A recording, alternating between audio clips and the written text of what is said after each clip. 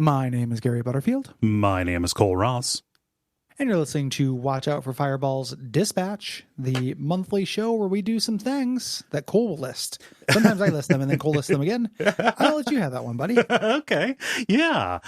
We're going to answer your questions and your prompts. We're going to do a special topic. We're going to read your responses to the games we've covered this month.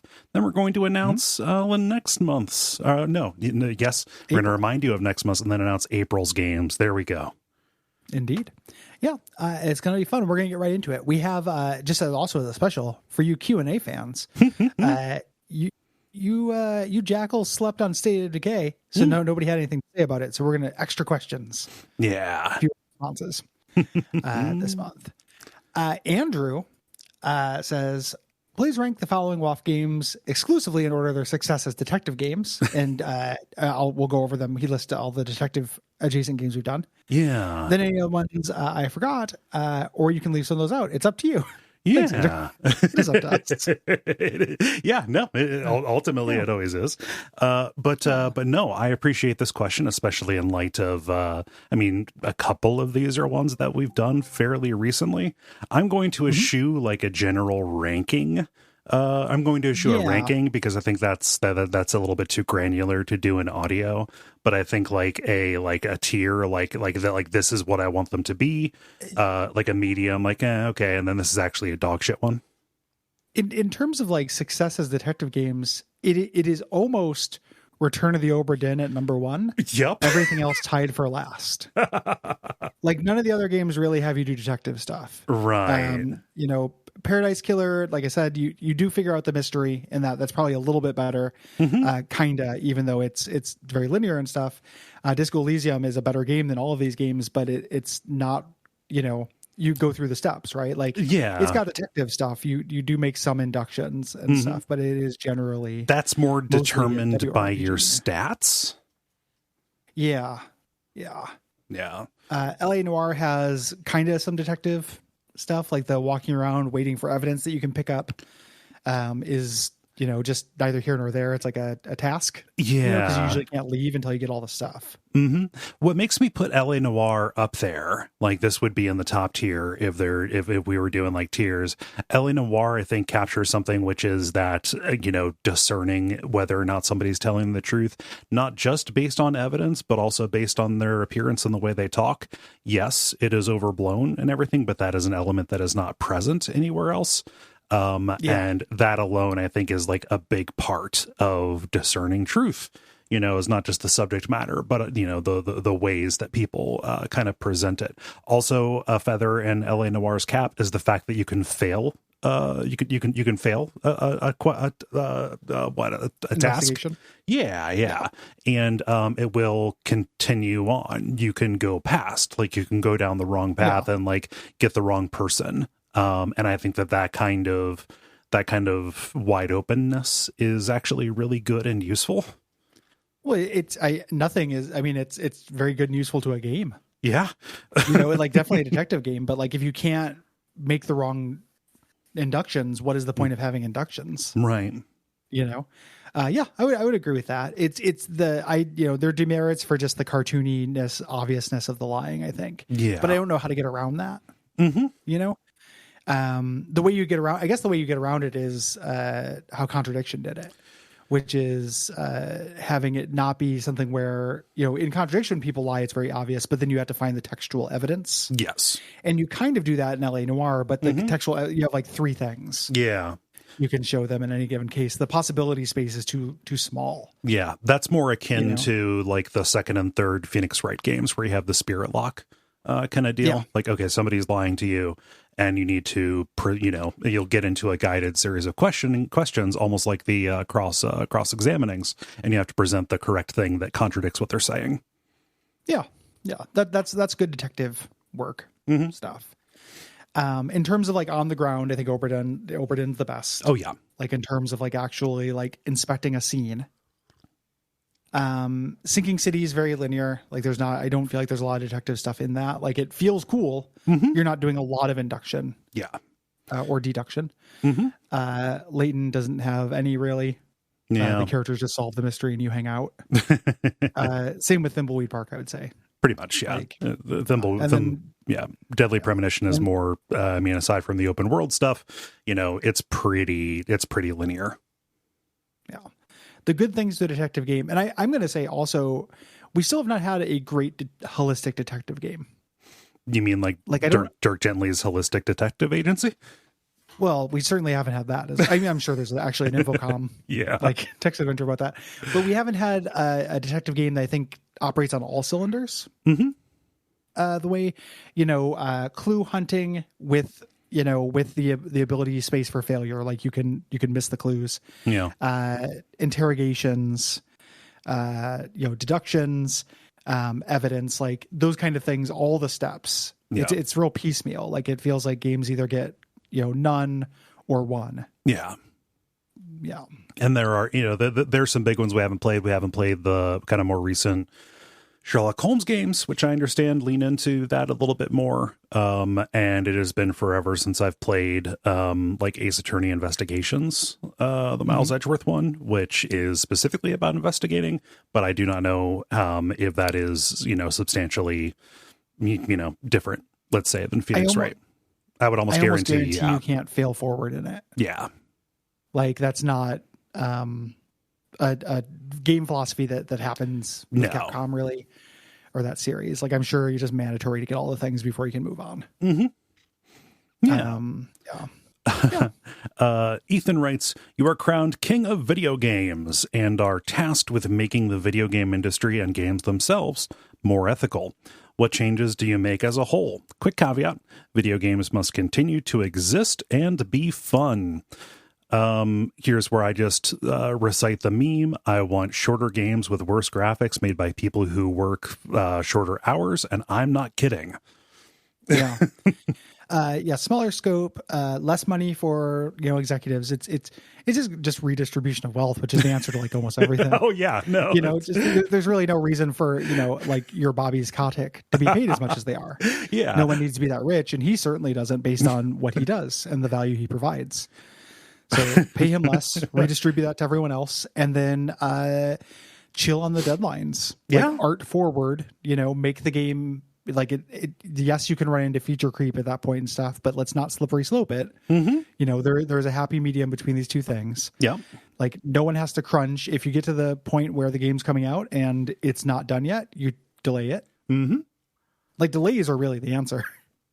Delays and changing where people get paid.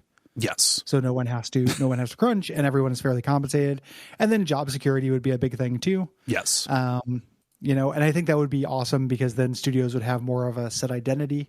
Like you'd be like, oh, this is a game from this kind of studio because the same people would be working on it. It wouldn't be this traveling band of mercenaries. There's so much wrong with the Japanese games industry, but like when we look at a studio like From and, people that had worked on like Kingsfield, the Ancient City are still at the company doing different things.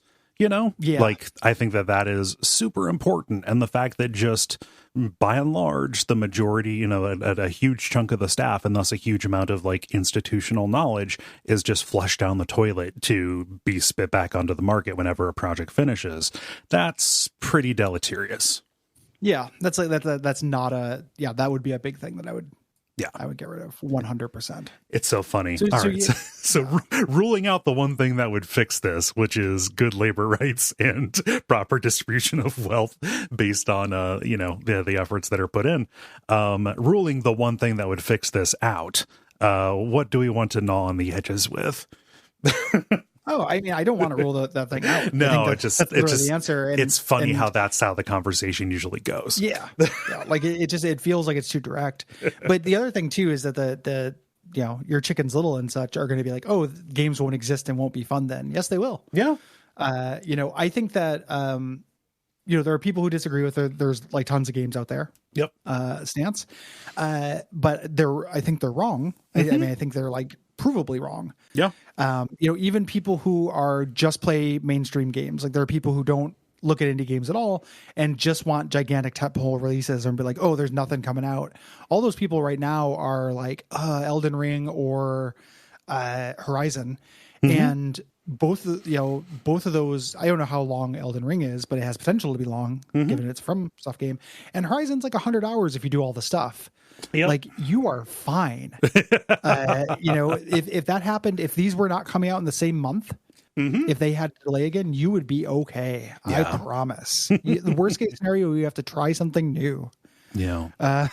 Poor baby has to try to play a different genre they're not used to, or not even a different genre, just like something by a smaller company. Yeah. That is out there just so readily available for you. Yeah. Something that would actually be easier than everything that we're saying that I think would actually, I don't know, would be useful to me is like a no crunch label. Like if a game was advertised saying nobody crunched to make this.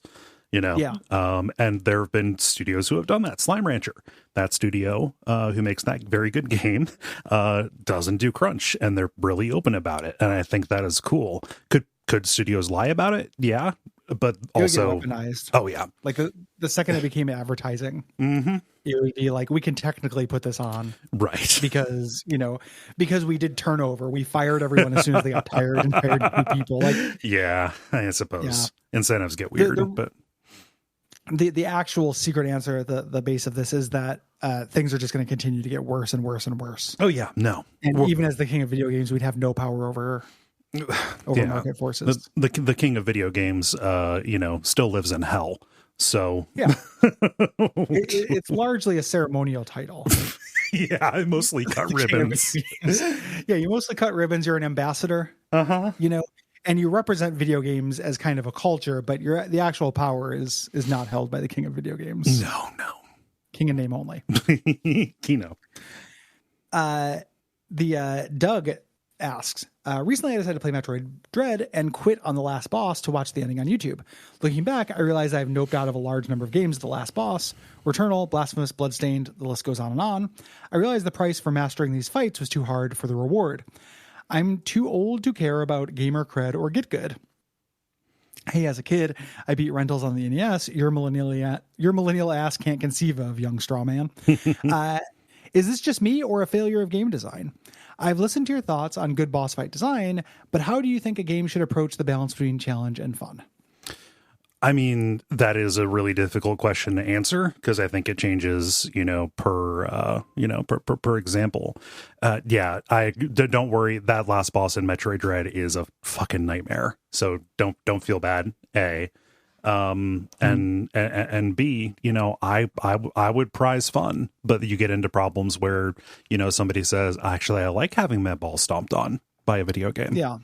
There's a lot of CBT fans out there in the world of video games. Yeah. And they're just driven by different things. Like, Doug, like myself, not driven, by mastery. It doesn't, I don't want just a high wall to climb, and I don't want to make many attempts to climb it because I don't feel as good as a lot of people do. Yeah. When I finally make it over that. And that's a feeling that people literally chase. Like that's why they play video games. Yeah. So it's not, and the line, like you said, Cole, is subjective. Like sometimes it is bad design. Sometimes it's not what I'm looking for. And that difference only kind of matters because it is in the eye of the beholder. Like I can be like, this is what I would do differently to make this work for me. I think this sucks. Yeah. But somebody else is always, and trust us, we know someone out there is going to be like, no, that's actually perfect. Or the two sharks and the bloodborne and the village that you go down the well. That's perfect. That's a perfect encounter. Yes. Somebody out there fucking thinks it. It's wild, but somebody thinks it. Just use a kukri. yeah, exactly. Like, there's this one. Yeah, there's one technique that you could use that makes this a little bit easier, and you didn't think of it, you clods. Absolute buffoons. Yeah.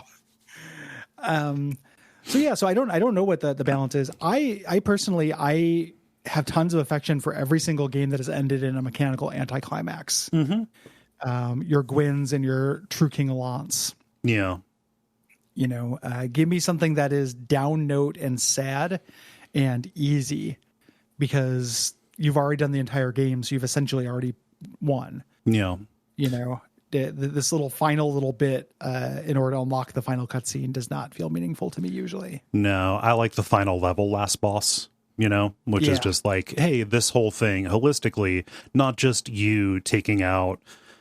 And also it's dumb to have a story where everything is pinned on one entity that you can destroy, you know? Yeah. But everything, you know, everything is pinned on you taking this guy out and everything, you know, and it's all fixed, as opposed to, you know, just the make the entire area the last encounter. I think that is more satisfying.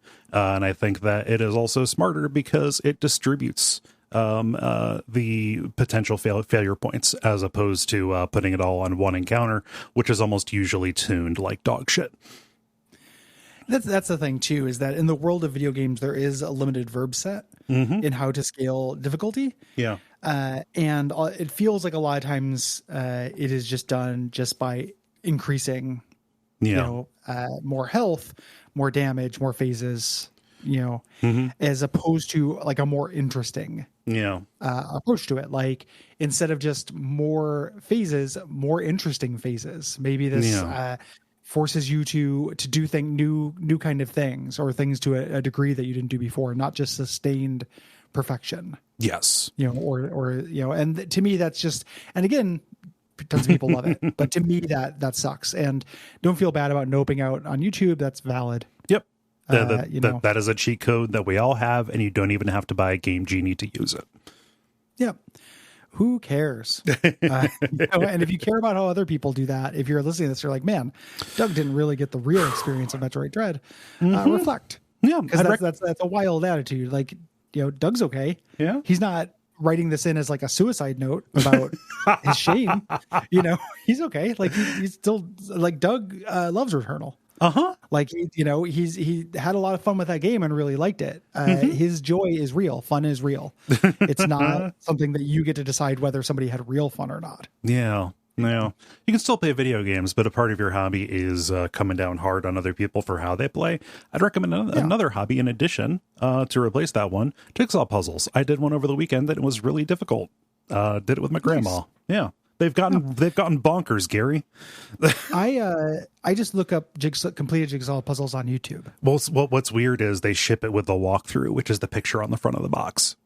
Yeah, it's like Final Fantasy 2. It's actually like a return to old, like how 16-bit RPGs would come with the map for the first, like for the dungeons and stuff. Yeah, you know. Yeah. Let's see here. Andrew says, playing Pokemon Brilliant Diamond, I realized that I still hold on to the superstition that if I press the A button at the exact right time, the attack makes the sound effect. I have a higher chance of getting a critical attack. I've been playing since Red and Blue and have never been able to shake this thought. Are there any gaming superstitions or known misconceptions that you just refuse to disbelieve? I can't think of any, sadly. It's difficult. Like it's difficult to set those apart from compulsions, right? Like I don't double jump everywhere because I think it's going to get me through faster or easier. I double jump everywhere because it's fun. Yeah. Yeah. Like I ride the door in Mario 2. Like ride the bird beacon, stuff like that. But it's not a superstition. It's just because it like is a cool thing to do. I come up with a goofy pose to slide through the Mega Man boss door. You never just walk through that. Do something. Yeah. You do it. It's a ritual, right? Yeah. Yeah. One of these that I held to for a while, and I only really stopped because I stopped playing Pokemon games, was I never heard the one about doing like the active time attack, like it was a Mario RPG on the attack to do a critical. But absolutely, if I hit a Pokemon and I was waiting to see if it was captured, you know, with a Pokeball, I would absolutely. Well, there are many schools of thought in my playground.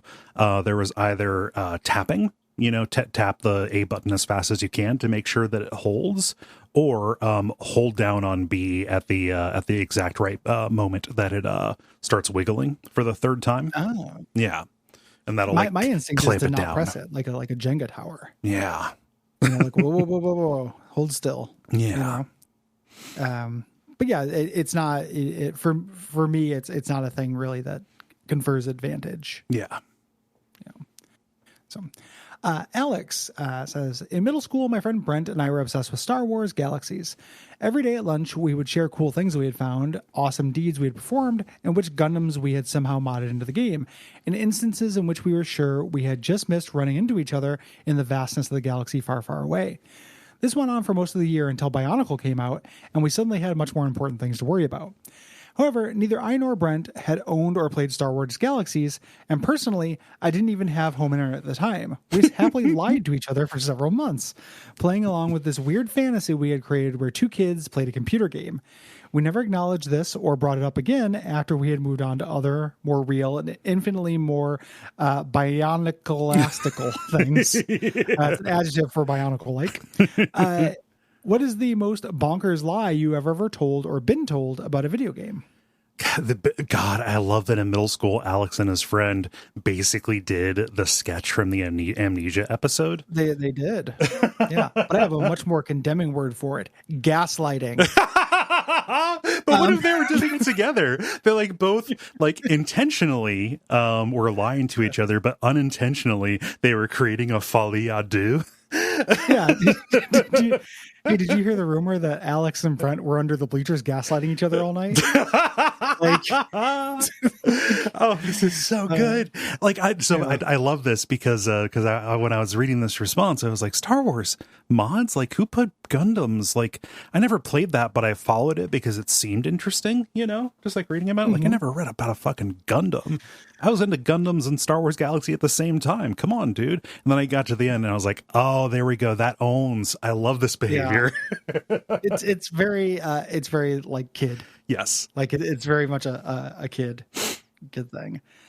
My liar friend that I had in school who did this guy named Doug, is friends with me and Derek. Most of his lies were not video game related. Right.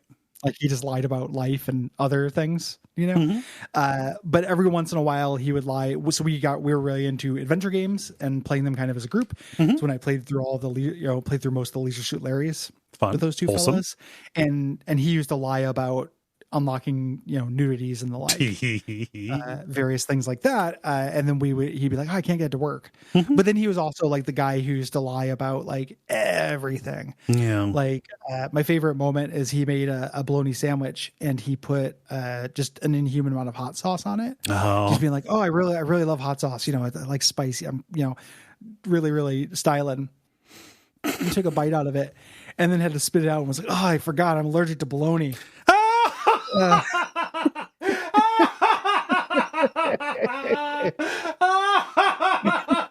It's so good. Well, that's so funny. And that's like appropriate. Like if you wrote that, I would say, oh, I would choose a different lunch meat because bologna is another way of saying lying. Yeah. Like, oh, that's bologna. Come on.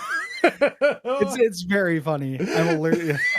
I wish I go back in time because we're like, I'm allergic to bologna too. The bologna coming out of your mouth. It was like inhabited by a time traveling Milton Berle or something.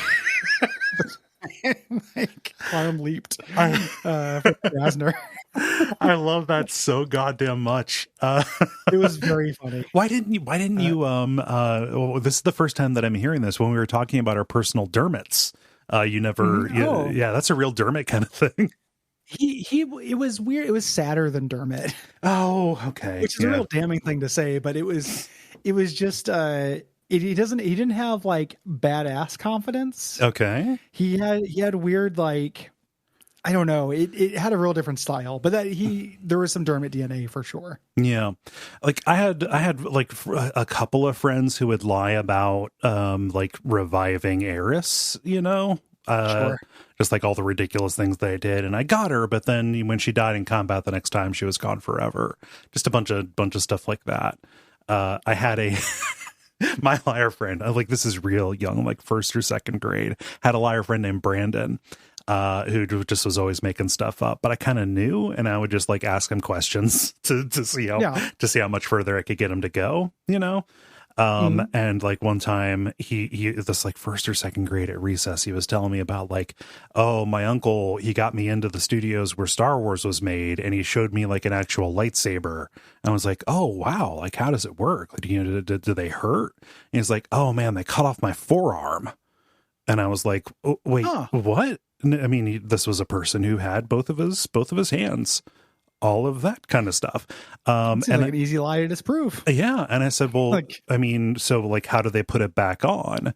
And he said, oh, it moves in such a way that it cuts it off like in a like jagged way. Like he did like a, you know, like an up and down, like sawtooth kind of thing. So that way they can just push it back on and push real hard and then it stays. There's something about the light that makes that happen. And I was like, okay, that makes sense.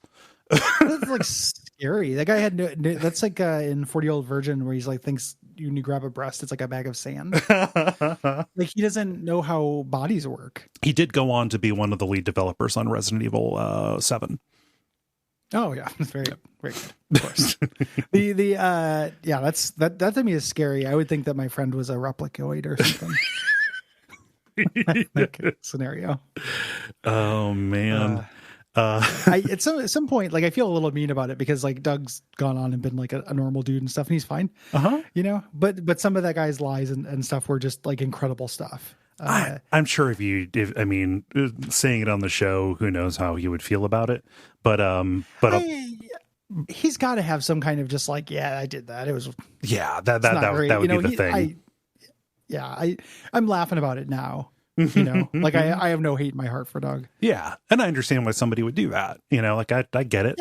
Yeah. It's ridiculous, but you're a teen and like you are, I have sympathy, you know, like you're a teen and you want to seem cool. Yeah. It's like the most important thing in the world. It's before you realize cool is fake. You know, and also like it's you know, it's not hurting anybody, you know, like it's not like a big lie. So No. Yeah. It was pretty harmless. Yeah. But it is very, very funny. I think about that from time to time. Let's see here. Matt says, last year I was playing Cyberpunk 2077, a notoriously buggy game. I was riding real fast on a motorcycle, didn't see a car in front of me, and slammed full speed into the back of it. I was thrown from the bike, but the janky collision made the car I hit act as a ramp, and I was launched hundreds of feet into the air. I soared casually over the skyscrapers, landed nice and gently in the ocean at the edge of the map. I'm not even mad. It was great. What are some of your favorite and most memorable bugs you've encountered? My favorite, I've mentioned this before. My favorite bug was my very first whatever, I can't remember the name of the Gamebryo engine game was Fallout 3. Being in a dungeon, there was a Mirelurk that was glitching out, so it was splashing. You know, like the corpses in that game vibrate. Yeah. And I thought I was being stalked by something in the dungeon. Like I thought I was dealing with a higher caliber of video game than I was. You know, in terms of technical. And I was so scared hearing this just splashing and not being able to find where it was coming from. Splish, like I thought, are there invisible enemies? Like what is this? And then eventually found the corpse just like you know, in a puddle. And big smile on my face when that happened. I love all glitches if they don't stop me from playing the game. Yeah. Every time that happens, it's a blessing. If you see a T-pose, it's like you're gonna have a good day for the rest of the day. It's God smiling on you. Oh yeah, no, jank for life. Love it so goddamn much. I've said this one before, but I was playing Silent Hill Shattered Memories for the first time in the apartment, which is already kind of like a maze of hallways that you're going through. There's a long staircase that you run up. As I was playing, my character, Harry, he fell through the stairs, and I ended up like in this big black void. And no matter which direction I ran, like I couldn't hit the end of it, and I wasn't making progress. And I looked up and I saw like the geometry like above me being all like labyrinthine and stuff like that. And I was like, oh wow, like this is amazing. This is just some you know shit. Yeah, it's real meta stuff. And I kept on walking around and then just, you know, very slowly realized, oh, this is a glitch. I need to restart. Yeah. And when that kind of thing happens, again, as long as I'm not losing tons of progress or making the game unwinnable or it's consistent, I'm pretty happy. That game had really generous checkpoints, so it was okay. Yeah. Yeah. People get mad about that stuff, I think, are silly. Yeah. Had a good one when I was streaming State of Decay 2 this past weekend. It was the first. Yep. Yep. It was the first session, and I was really enjoying the fit and finish and the quality of life and stuff in there. It's real good. But I was just telling a story on the stream, and I was driving this SUV, and I was like, oh, here's a zombie on the path up to the camp where I'm at. I'm just gonna splash him, and I hit it, and then immediately I accelerated to light speed and flew like several blocks over through the sky. He flicked me to the goddamn moon. One of my favorite, and I love how when this stuff is like utilized in like Dark Souls speedrunning. I love the Iron Golem skip, which involves like, just really, really complicated hit mechanic things that allow you to get thrown backwards into Anor Londo. Like the Iron Golem basically throws you to Anor Londo. And stay out. It's really good. Stay out of Riverdale. Lousy Riverdale punks. It's like really good. I love glitches. Isaac asks, in the past couple of years, a lot more games have started to cover important identity issues such as race, gender, sexuality, and that's great. However, there are very few games that deal with class struggle. Why do you think this is? And are there any games that portray this topic well? Is commercial art just ill-equipped to make this sort of commentary? It is. So, this is interesting. So like in big budget games, right? Like we are getting more identity politic stuff. I'm not complaining about that. Nobody take any of these clips. And because that is becoming a safer thing. Yeah. Like look into any kind of, like anytime a corporation is like, we care, here's a diversity, like Olay cares about body diversity.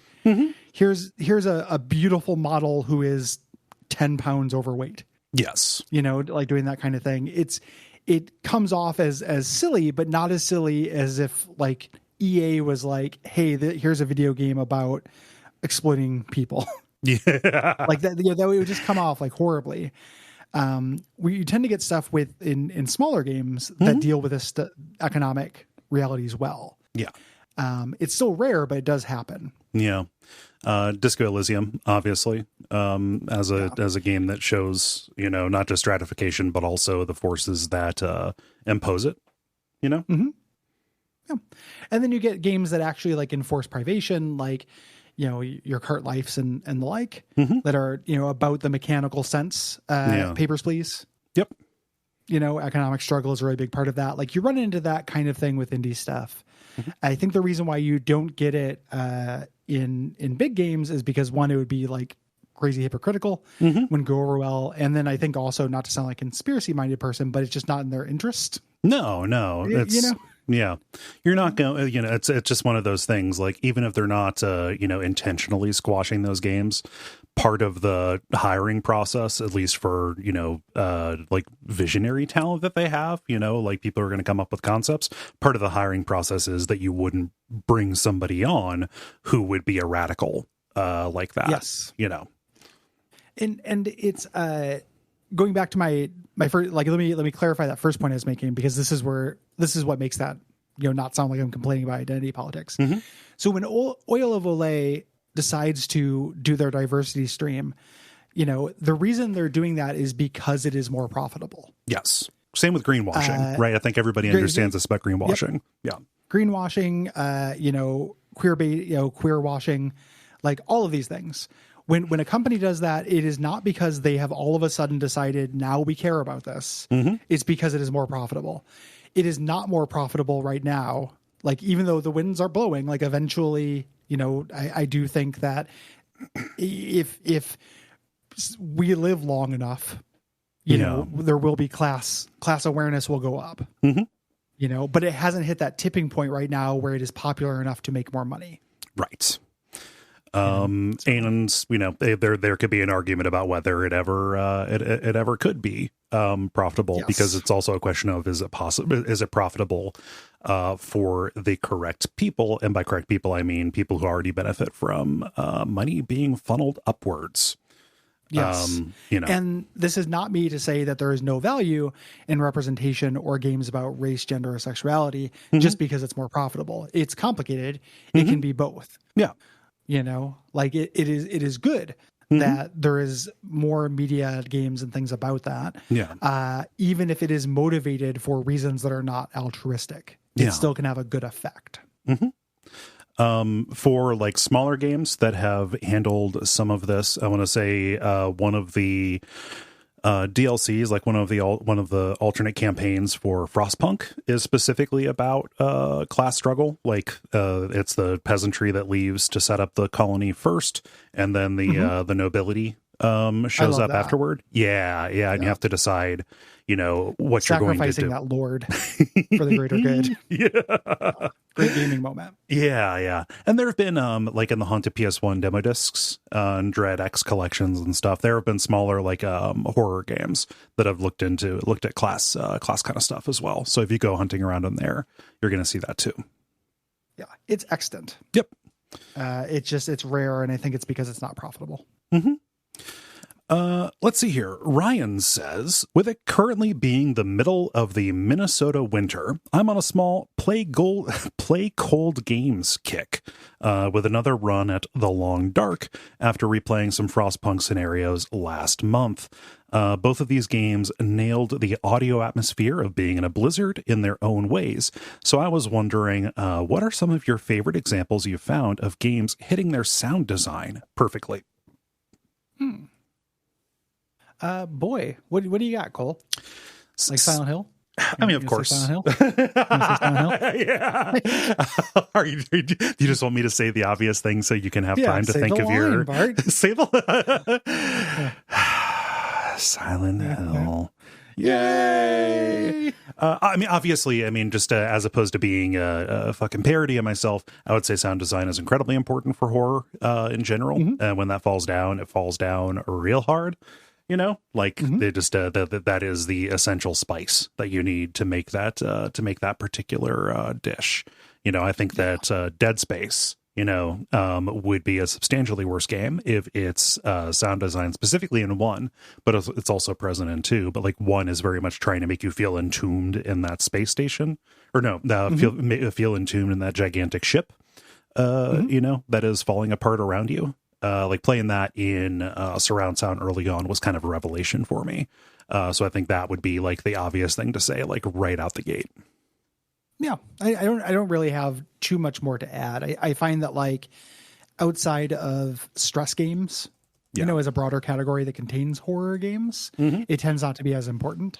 Yeah. Like, yes, you can walk around an open world game and hear birds and stuff, but if I'm being super honest, a lot of times I don't notice that stuff. Yeah. There are some times where sound design is used, I think, as a necessary part of bringing in the illusion. And so I think that, like, I don't play a ton of racing games, but the two that I have, put the most time into or have been the most like, oh yeah, this is awesome about Burnout Paradise and Forza Horizon 5.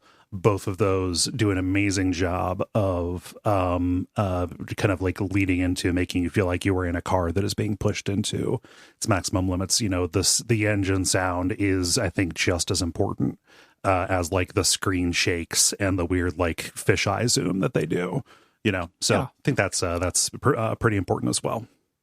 There's a lot of science that goes into this, and I have some guilt around the fact that I just notice when it's bad. When it's good, it just kind of feels right and contributes, but it's not something that I pay 100% attention to. Yeah. I'm easily distracted. I got my phone right there. Andrew asks, becoming a minorly successful content creator in the last few years, I feel like I'm burning out, not with the work, but with the audience. I get annoyed at pretty much any comment I receive, good or bad, from the honestly pretty great community that engages with my work. I feel myself having to phrase everything in anticipation of criticism or people pointing out exceptions or misconstruing my words. But I hate that it's making me become resentful of my audience, of the internet, of everything about what is still, in most ways, a dream job. Any tips on dealing with these feelings as two creators who have an intense community of people engaging with them via Slack, Twitter, and Patreon? What a good question. Hey, was this you writing this in? Yeah. Are you trying to set us up? This is a honeypot. Are you wearing a wire? Yeah, are you wearing a wire? Yeah, what a good question. Yeah. This is real. I don't want anyone who's listening to this to be like, oh, Gary and Cole are saying this is a real thing. That must mean they hate me. Yep. No, it's just the way that I think about it is that even for a dream job, like this is a dream job I did not imagine having in a million years. Right. Just that at the end of the day is the most important thing. The downsides of this are better than the downsides of almost any other job, but they're unique. Yes. So no other job I've ever had has prepared me for the downsides of this job. Yes. So while the downsides are not so bad, I'm completely, I have no armor or practice at them. So like, we go on a podcast and make fun of The Fifth Element, which I did not know was the most popular movie of all time. Yeah. And get an entire week of, 24 strangers telling me, correcting my opinion. Yeah. Or exit, Patreon exit things. And these guys hate everything. Oh my God. I just yeah, you guys must be, you guys hate everything. And so that is small ball. Yes. Right. There are people who are slaves. Like there are people who made my phone, and my, like, it could be so much worse. Yeah. But that's not the same thing as like, you can't just do rounding. Like it does something to you to be just like, open yourself up to strangers to just provide commentary on everything you think and do. Especially when we put so much of ourselves into this as well. The line between, hey, this thing you said is wrong, and there is something just missing in you as a person. Like you have no soul. You were born without something essential. You're something lesser than me because of that. Nobody's ever said anything. You're not interested in Speed Racer, which means that you have no heart and no soul. Right. And I'm like, I have a heart and a soul. I'm a deeply feeling person. I just thought that movie looked like Shrill. So it does something. It's not even now we're couching. Yes. Like we're being like, we don't want to complain too much. I don't have a solution for this, and I wish I did. Yes. I'm going to write into Andrew's thing and ask him. Yeah. See if he has anything. The only thing that I have ever had success with, obviously time, generally things get, easier over time as opposed to more difficult, except for like standing up. Standing up is going to get harder over time. Sure. Running. Yeah, of course. Yeah. So there's time, and then also trying to just be really, really conscious of boundaries. I'm going to set up this boundary because, it's really hard to get sympathy for this. And also there are tons of people who just like are in the same like zip code as us, but not in the same neighborhood. They're in a neighborhood where they have to call the police to like have somebody come by and like set up a watch because they got a death threat.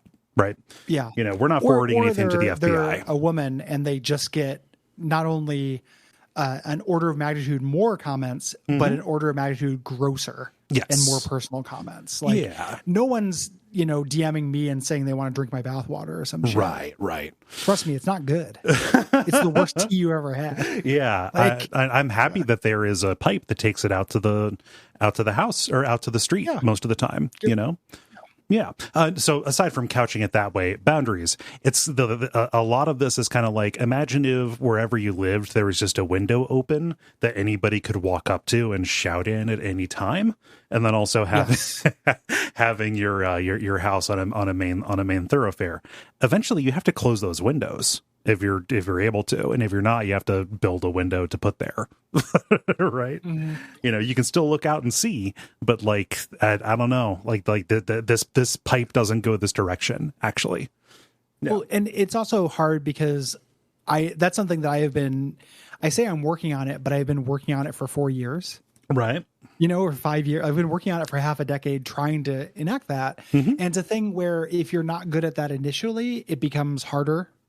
Yes. To start doing, because those pathways are open. And I have been trying to make inroads into boundary making where like I don't have to answer this DM, or maybe I don't need to, I can just mute this person who like did a drive-by on Twitter to correct my opinion on something. And I'm getting slowly better at it, but it's fucking work. Yeah. Like, and again, it's not work like sandblasting in the desert is work, but it's hard. It is difficult to do for me, Yeah. So this is it's an emotionally taxing job, and I think that because of the nature of the work, you're going to have to determine your own kind of emotional needs.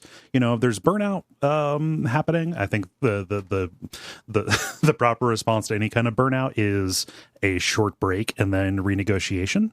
Yeah. But the that may or may other not thing be possible. too is that it's super subjective to the person. So like obviously me and Cole are open wounds. Like Cole and I are very sensitive boys. So when somebody yells at us, it comes up and we couch everything. And it sounds like Andrew is that way too. Yeah. There are people who just have a fuck the haters attitude. Yep. And they're born with that, or they developed it in a previous time in their life and are able just to be like, this doesn't matter. Yeah. I have a very hard, this is not virtue signaling. I have a very hard time writing a person off. Of just being like, why do I count and that person doesn't count? Yeah. I philosophically, I try not to do that, and it makes this very difficult. But just know that also that this is, this is not something that is universal. If you're hearing this and you're like, God, what a bunch of, it's not, it's specific to us. It's not everybody. It's like a specific feeling that we have. You want to know what's hard to find? A therapist who understands this job. Yeah. I've talked to at least 3 people who they might as well have just printed out that Tyler the Creator post or tweet, like what even is cyberbullying? Just turn it off, walk away. Like Yeah. Wow, that was a tough question. Yeah, and also that moved us on to life questions. Yeah. Yes. Yeah. With a doozy. This one should be a little bit easier. Matthew says, for Q&A, I was wondering, how do you guys avoid social burnout with each other? If you do at all. I got my best friend a job with me, and it has been absolutely great. But now that I see him every hour, every weekday, I find myself forcing myself to hang out after work or on days off. I have absolutely no problems with him. I just noticed I've kind of lost the desire to go to places and hang out. Have you experienced that in any form in your work partnership? No. No, we don't hang out outside of work because we live in half a country away. Yeah, I'm a 6-hour plane ride. Maybe, it's 6 hours. So maybe that would make a difference, right? As is, what I have noticed is more that the job fulfills a lot of my social needs. Yes, in general, as not somebody who has tons of social needs. So the fact that I talk to you every most days does fulfill that for me and makes it so my other friendships I'm maybe less desirous to go out. I still hang out with people, but it's less so than maybe I would have wanted to without the job. Yeah. But if in your situation, Matthew, where you're getting kind of both the after hours and the hours, me and Cole are just getting the hours. Yes. The after hours aren't really a thing. And when we do hang out in person during conventions and stuff, it's a treat because it happens, in the before times, it happens twice a year. It's pretty seldom. Yeah. And even then it's like, all right, I'm going to be in this part of the hotel room. You're going to be in that part of the hotel room. And we're just going to like play our Game Boy for a little bit, Yeah. The situation that you have kind of outlined is a little bit like, I've had bad experiences being a roommate with friends, Yeah. Just a lot of time with one particular person is pretty hard. And that's why monogamy is a myth. It's cold, hard pivots. No, obviously I'm joking. But but yeah, that is a tough situation, and I would say I cannot think of an easy way out of this other than explaining yourself clearly when the next time it comes up. Well, there's an implied, it's not said in the question, but there's an implied like Matthew's buddy is not in the same position. Yes, maybe they are. Yeah. Maybe your buddy is also feeling the same thing, and you guys are just, we hang out all day at work and I'm going to spend my off time alone or with other friends. And maybe that's actually mutual and you both want that. It might be worth, just being like, hey, it's always okay to be like, hey, I'm feeling kind of burned out tonight. Or blasted. I just want to hang out at home. Mm-hmm. That's like always okay. Yeah. You don't have to, I don't think you have to feel bad about that in any situation. But in this situation, it's possible your friend will be like, yeah, me too. It just, we hang out all day and you could be like, yeah. And it could just be a different kind of evolution of your friendship, not worse because you're not doing beers after work. If you were doing like a game night and then like once a week and then beers, 3 nights a week or whatever, like maybe you go down to game night and then beers once a week, just again, break and renegotiate. It's so powerful. Yeah. Yeah. Yeah. It is okay to acknowledge the fact that your social meter is depleted. Yeah. How to say that without saying I'm sick of you because I spend so much time with you, or making it be heard that way. I don't know how to answer that because I don't know your friend. So yeah. But just be honest. Yep. I'd say. Greg asks, and this is a summary. We summarize the response. Greg grew up in the 80s and 90s, constantly bored because he had played and seen everything that he wanted, but now he's an adult, and in the current glut, I can't remember the last time he was bored. It's a good problem to have, but there's so much great stuff that I'm missing, just scratching the surface. Do you guys have the same problem, and do you think the current volume of pleasure content for us to consume is good, or is it just too much and we should slow down so we can consume it all? Never going to consume it all. You're never going to be caught up. Can't really slow down. Like you can slow down, but the hose is not going to slow down. Yeah. I think that there's not a whole lot to do about this. I think that you just kind of have to, acceptance is the only thing. And again, it is a good problem to have. Like I don't get bored the way that I used to as a teen. Just remember, like I'm a teenager. I'm going to go bounce a ball against the wall for a day. For straight 6 hours. Gary, what else am I going to do? That's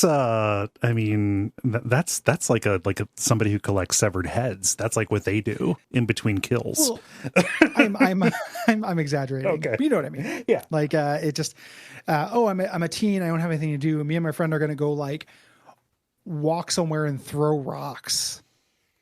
Yeah. Not into a river, not into the ocean, not at anything. Yeah, just into a field. Yeah. Just into a field. Who can go the furthest? Well, that was, we figured that out. Now what? I guess we just keep going. It's that kind of thing. I don't miss it really. Mm-hmm. I prefer this infinite entertainment loop. The thing that makes me feel anxiety is looking at like my bookshelf and looking at my GOG library or my Steam library. Mm-hmm. That makes me feel anxiety, and I have to kind of talk myself down. Yeah. And the only thing that I have tried to do around it is be kind of intentional and like, I'm going to like clear this off my backlog. I'm going to read this book. Mm-hmm. I've been meaning to read it for years. I bought it a long time ago. I'm going to actually read it. Yeah. And so drop in the bucket. Sometimes you wake up out of a fog and you look at your nightstand and you see that there are 7 books stacked up there.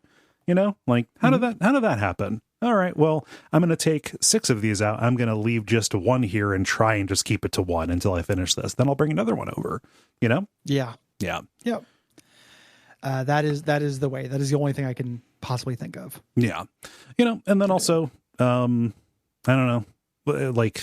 I sometimes get worried that I've never bored. I worry that let's see, knocks up against some of my trouble focusing. Let's say, like I am never just alone to concentrate on something that is, basically nothing. So that's a bit of a problem.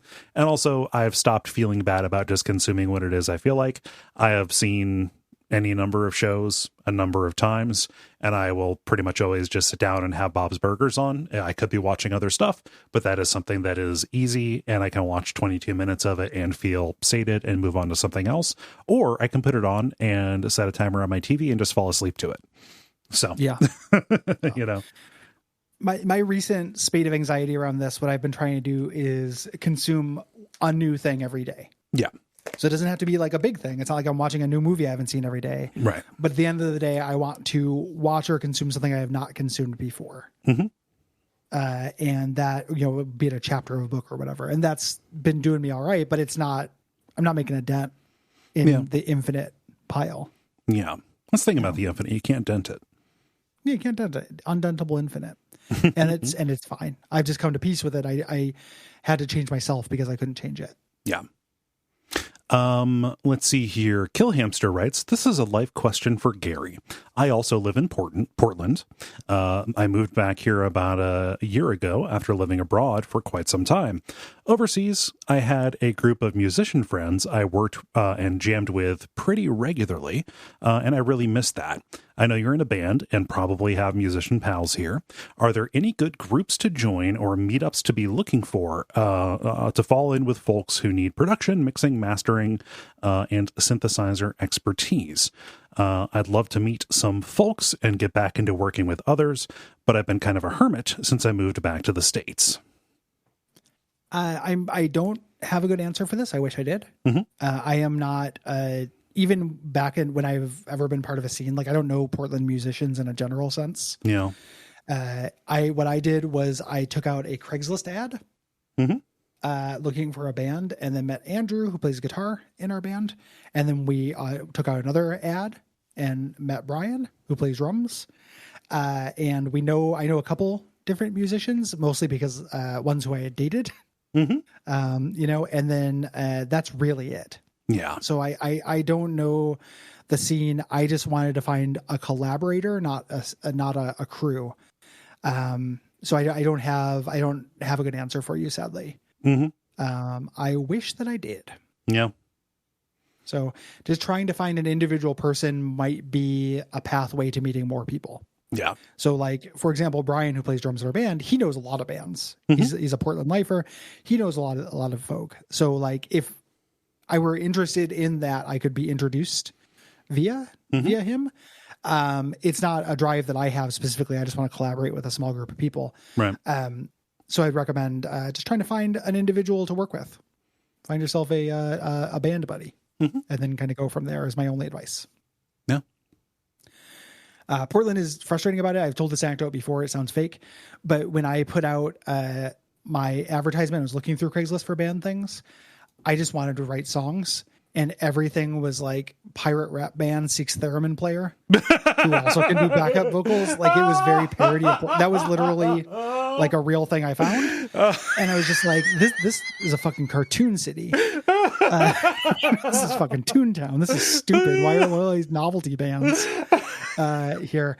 But I looked long enough and I found real bands, and there are real bands out there. They're just not advertising on Craigslist because everyone knows somebody who can play guitar. Not everybody knows a pirate theremin player. It's the modern day unicorn. Yeah. We're just hunting for a pirate theremin player for our thruple / band. Yeah. That's what every polycule is missing. Yeah. Our power trio. Yeah. Oh, that's fucking good. It was funny. Very funny. Do you want to move on to media questions? Yeah, let's probably get closing in on when it's probably time to start topicking. Yes, yeah. Kind of a weird amount of time to fill today, but yeah. I think this is you. Oh, Josiah says, cyberpunk aside, do you have strong opinions about punk genres? Biopunk, diesel punk, silk punk, solar punk, and all that. Would it be more painful if your co-host became an enthusiast of hope punk or steampunk? I mean, I don't fall in for it. Like I will say, oh, this thing is pretty cool. And then somebody will say, oh yeah, it's kind of blank punk. And like, oh, okay, cool. That is not like an IMDb tag that I'm searching under, to find something, talking about like, oh, I love Frostpunk, which is has nothing to do with punk really. It's a very bad name. And somebody say, oh yeah, that's real coal punk. Like me punk? No, like the burning, you just like, industrial. But I don't know how that's different than steam punk. I understand they're different energy sources. Right. Yeah. Like aesthetically, I don't know. Well, but then there's also diesel punk, and it ends up getting down into like just subgenres in like the family tree of electronic music or metal or whatever. And it's like, sure, you guys have fun with that. I do not want to play your taxonomy game. Yeah, it does feel a definition game to me as well. And some of these things I don't even know what they are. Like I don't know what silk punk is. If I had to guess, it might have something to do with like maybe it's like a specifically like Eastern medieval punk kind of thing. Maybe. Yeah. I don't know. I think that I don't have strong opinions about these other than finding steampunk fashion like deeply embarrassing in real life. That's a big it's also because that is like the most popular one. And it is the one that people, tend to go in for. Yeah. Well, a lot of gears glued to hats. And I think that's a pretty dorky look personally. Mm-hmm. Like, no, you'll go with God if that's your thing, but just for my own personal aesthetics. You wouldn't be seeking it out. No, I wouldn't dress as it. But like, I love Arcanum, and Arcanum's a steampunk game. Mm-hmm. Like, there's tons of steampunk things I like. I think all this stuff, the book called The Wind-Up Girl, which is biopunk, that I like a lot. There's all this stuff is fine to me, but I'm not a fan of a genre as such. But in terms of the second bit, it would be extremely painful for me if you got real into hope punk. I just learned what hope punk was preparing for this question and got powerfully annoyed. It sounds like the no bummers, no bad days, no bad vibes, but for fiction. Mm-hmm. And that sounds like it sucks. That one specifically seems to be about like a personality or a disposition as opposed to an aesthetic. And I think that has much more interpersonal implications. Let's say, like, if I just said, I don't want to like cover this, game or this movie, it's too negative. Hope punk enough. Yeah, it's like, yeah. Have you heard the good news about media? Drama happens when bad things happen. Yeah, like characters are put through tests, and that's what makes interesting shit happen. Yeah, there's a group of people out there who do just want to read stories about like, mutual aid and overcoming adversity. And I kind of get it. Yep. But it's just not where my heart goes. Mm-hmm. Like I don't, things like that, when I watch something or read something and it's very hopeful, I don't think of myself as a grim, dark person. Mm-hmm. It comes off as naive to me. Yeah. And that's just my honest gut reaction. I feel really weird about that in fiction. Is the thing. I will absolutely read about like, the women's revolution in Rojava, right? Yeah. Awesome. That's great. yeah. Like an actual baby turtle got its head stuck in a stewed tomato. Like it's obviously very, it's uplifting. Yeah. And in fiction, it gets a little bit weird. I have a co-host who is an enthusiast of steampunk, David, on the level. He likes steampunk and has done like cosplay stuff with it. He's into it. It's a fun hobby, and he's met lots of friends. The only way that like somebody that I know being like super into steampunk would be a problem is if they were like all about, like a colonialism was good ethos with it. Like, we should really just go back to an age when a man from Britain could solve all the world's problems by going there and taking resources, Yep. Yeah. And there probably is, there are more creatures. Yeah. Like there probably is somebody like that out there. Mm-hmm. My girlfriend is much more steampunk appreciative than I am. Mm-hmm. And it's fine because it's not a personality thing to me. And I'm also not trashing David just because it's not my fashion choice. You made it clear. Yeah. And also David probably thinks what I wear looks dorky, and that's fine because I don't understand what fashion is and I dress like an idiot. I trade these clothes with a hobo. I don't do that really. Mm-hmm. So, but yeah, out of all those things, the only thing that seems annoying to me is hope punk. Yeah. That makes me see red. and I looked up what silk punk is, and an author, or there's like an essay by the person who coined the term, and a writer named Ken Liu. It's not very long, but it just like one of the first paragraphs says, "No, it's not Asian flavored steampunk. No, it's not Asian influenced fantasy. No, it's not." It is a very specific, what is it? Yeah, and moth-powered trains.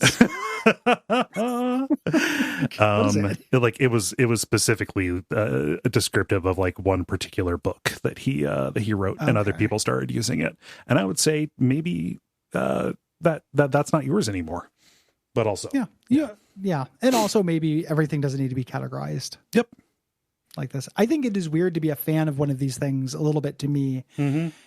Like I'm a fan of horror. Like this is a very, it feels like a narrow categorization. Yes. To be a fan of. Like just being like, I love diesel punk. Mm-hmm. And what that is saying is like an aesthetic that you like, but it's a pretty narrow aesthetic. And you like stories about machines powered by diesel fuel. Mm-hmm. That are kind of fantasy-esque. Yeah. Like it feels very narrow to me. They're kind of subcategories that are a little too small. Yeah. So agreed. Yeah.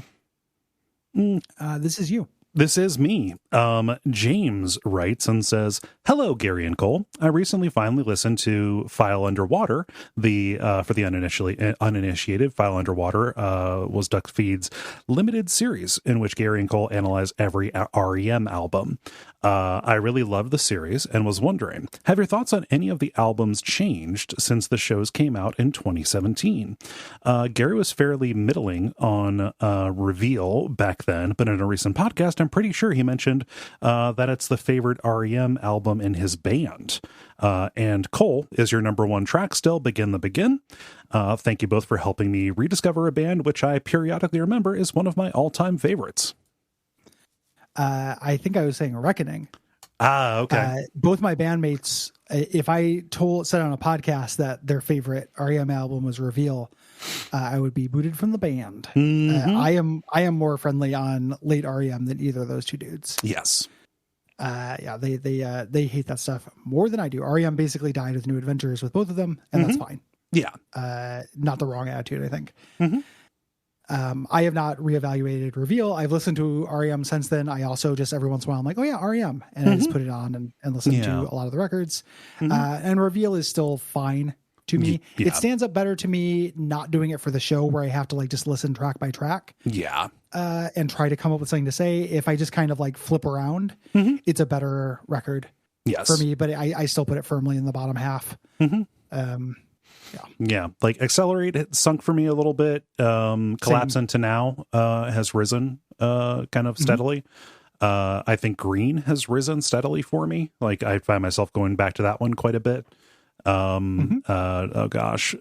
Fables of the Reconstruction has risen for me, but like these are generally, it's not like tectonic, the shifts that happen here. It's just like I will go back and say like, oh man, this is like, why didn't I talk about this, or why didn't I like highlight this, or like I give this too much benefit of the doubt, so like stuff that I liked doesn't like get switched into the I actually don't like this category.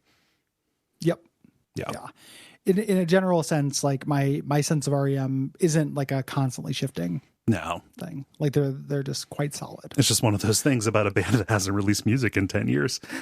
Yeah, they stay static. Like my opinions on the first Postal Service album haven't changed. The band's been looking for an REM song to do, and we were going to do. I was hard to push in for Letter Never Sent. Okay. It turns out the backing vocals and harmonies in that are too hard. Okay. So we're going to try to figure out something different. It might be something like second guessing, like something very easy. Yeah. But there's we were looking at Reckoning tracks. Nice. To cover. Yeah. I was at a Home Depot a couple of days ago, and I heard Pop Song 89 just over the loudspeaker or the PA or whatever. Song is so good. Like what a perfect song. Yep. Song fucking slaps. It's a great band. Best rock band, best American rock band. So good. So good. Let's lightning round it. Lightning round. I will get us started here with Biff, who says 3-man human centipede situation. Which position would you choose and why? P.S. I have called shotgun for the front. Well, back, I guess. Just no. Just for less surgery. Yeah, I think that's pretty good. Middle definitely gets the short end of the stick. It's the sleeper hit. It's the dark horse candidate. It's like Principal Skinner calling to get his plane ticket to China changed, and he says, I specifically requested a middle seat. Yeah, it's not an aisle seat. Yeah, it's really the rest of the non-kosher meal. Yeah, it's very similar to that. Yeah. But, no, I'd choose back, but not for selfish reasons, but for conscientious reasons. I know what my regardless of input, what my body does for the output, and I wouldn't want to inflict that on anybody. Yeah, I would rather I'd just be really guilty if somebody was hooked up to my Play-Doh Nightmare Factory. The real answer to this, and I don't think the movies deal with this, is anyone in the middle or back would die from drowning in their own vomit pretty quick. Pretty quick, yeah. You would aspirate it, basically right away. Mm-hmm. So whatever it is, it'd be a fairly short life. Yeah. A couple of days at best, and then that'd be it for you. Yep. So, but yeah, calling first position is a real alpha move there. Maya asks, who's one group or artist of any sort, alive or dead, that you have a hankering for more content from? That's a great question, because a lot of people who stopped making stuff, I don't necessarily, so I'm a gigantic David Bowie fan, really happy with how David Bowie went out. Big REM fan, really happy with how REM went out. I'm going to say, and this is, I'm going to say Jay Reatard. Okay. I don't know if that's how you pronounce it. He's juvenile. But he is a punk kind of musician guy who died, killed himself, and his records were getting better and better. Like his most recent record before he took his own life was great. And I really did feel like we lost some stuff. Yeah. When that happened. I don't necessarily have an answer for this. Like a lot of people, it's difficult because I can't specifically name somebody who I'm a huge fan of who was kind of cut down in their prime, that absolutely happens. But the vast majority are people who were, their work changed, right? And they weren't exactly at their peak when it happened. So I wanted to say something like, oh, it'd be cool if we got a few more years of Zdzisław Beksinski painting, but when he died, he wasn't really doing painting anymore. He was doing weird Photoshop shit, his days of doing the gigantic, surrealist, hellscape. Hyper detailed hellscape kind of things. That was mostly the 80s and 90s was when he was doing those things. So I don't necessarily have an answer. I'm positive when we get done with this, I will think of something and shout, oh shit. I should have said blank, but even in the lead up to this, trying to come up with an answer, got nothing. Mm-hmm. Yeah, I would shudder to think and then also I change. If you had asked me this 20 years ago, I'd have been like, oh, Nirvana. Oh yeah. But now it's I don't really want to hear what kind of music Kurt Cobain would be making now. No, we've all seen Dave Grohl's wretched autobiography cover. We all know what kind of guy he'd turned into. Mm-hmm. Yeah. So, no thanks. Yeah. Let's see. Is this me? I believe it's me. This is you. Yeah. Holland says or asks, if you could have any ring from the Soul series in real life, relevant powers or buffs included, which would you choose? This is such a fun question because my initial answer was Ring of Favor and Protection. Mm-hmm. But you couldn't take it off. What do I care if I have more poise or or more carry weight? So my actual answer is the cat ring. Oh yeah. Okay. Not taking fall damage in a general sense is only going to become more relevant as I start tripping and shattering my hip and stuff as I get older. Yeah. And as a stunt, being able to jump off buildings and stuff, pretty cool. Yeah. It'd make you, paired with the Chloranthy ring, it would make you real good at parkour. Yeah. Yeah. Yeah. Chloranthy ring, I think, would be pretty nice, honestly. You know, get I less do hate winded. being winded. Yeah. Like, it would be cool not to get winded. Yeah. I would say that, you know, Havel's ring, whatever. Ring of Sacrifice as well. But like, you can't die. Well, no. Well, you get a bonus life. All that said, well, okay, so like, where would you respawn? Would it be the last time you sat down at a bonfire? In the womb. just me crawling my way out of my mom's skeleton. I didn't want to get super dark there. I was terrified. I was gonna. I was also like with your knowledge being trapped in a baby body. Yeah, I'm going to respectfully refuse to yes and you on that one. If you got to keep your knowledge and just got reborn, there's that Twitter question that was going around where it's like, would you rather, restart your life with all of your knowledge or get like $1 million? Mm-hmm. I was like, oh man, restarting my life with all my knowledge would be great. Yeah, I think you and I disagree about that, but yeah, for me that would be cool. Mm-hmm. Yeah, that would be my answer. Would be Chloranthy. It's boring, but applicable. Yeah. Mike asks, what is the most difficult game you think you could beat if the main character was replaced by you with only your real world skill set? With a strong supporting cast, like I've definitely beat like Final Fantasy Tactics with Ramza not being a key part of it. Mm-hmm. Like if I'm just hanging out behind Orlando, true. I might be able to beat that, just telling him what to do. Yeah, that still means you're going to get shot with a bunch of arrows. Oh, I guess that's true. Yeah, I can only take one arrow, basically. If that, it doesn't even have to be like a good hit. Like I could just get grazed, and I just well, that's infected. There's no metal. I guess then I could make white mages. Yeah. Get raised. Mm-hmm. I think it would be something with a very strong support cast. Yes. Yeah, something with a strong support cast is good. And most games are kind of one man band kind of deals. I don't know, like Benjamin Sim. I'd probably, I don't know. Anything feels like bragging, so I don't necessarily know that I want to do that. Like I Management Sim, you're kind of already just playing yourself. Yes. In it, which makes it a little bit tricky. Yeah. But when you think of something like Frostpunk, like you are the leader of that community. Mm-hmm. So you would have to not just like manage it, but you would have to like go home and sleep in the cold and like deal with all that stuff. Like you'd actually have feet on the ground, and that would be a real problem. Yeah, you would be living through the consequences of your decisions, which I don't know might affect the way that you play things. Yeah. Yeah, like a lot of people would die rather than just little numbers. Mm-hmm. That would probably impact your decision making a lot. Yeah.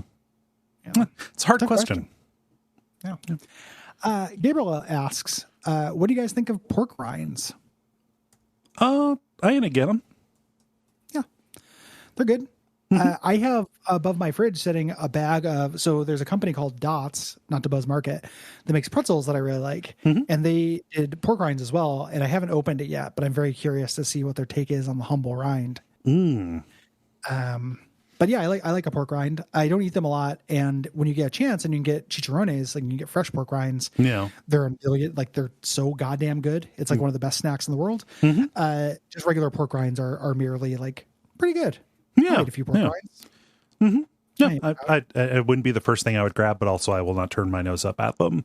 Wouldn't be the last thing I grab. Yeah. Let's see here. Tom writes, which is scarier, being attacked while you're naked or being attacked by someone who is naked? Great question. Oh, being attacked while you're naked. I mean, that's what makes Eastern Promises one of the great David Cronenberg films. Yeah. So I thought about this a lot. I think you're right, but for a different reason. Okay.